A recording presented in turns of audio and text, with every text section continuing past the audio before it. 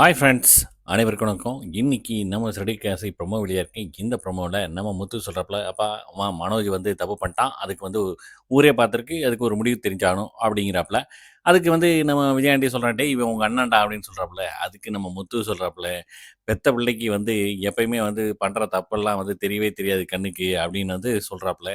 எந்த ஒரு அம்மாவுக்குமே அப்படி இந்த மாரி தான் இருக்கும் அப்படின்னு வந்து நம்ம முத்து சொல்றாப்புல. அதுக்கடுத்து நம்ம முத்தைய சொல்றாப்புல, "இதுக்கு ஒரே முடிவு தான். டேய் மனோஜு, இந்த பொண்ணோட கற்ப வந்து நீ களவாடிட்ட. அதனால இந்த பொண்ண நீ தான் கல்யாணம் பண்ணிக்கணும்." அப்படின்னு சொன்னோனே எல்லாருமே ஷாக்கா பார்க்குறாங்க.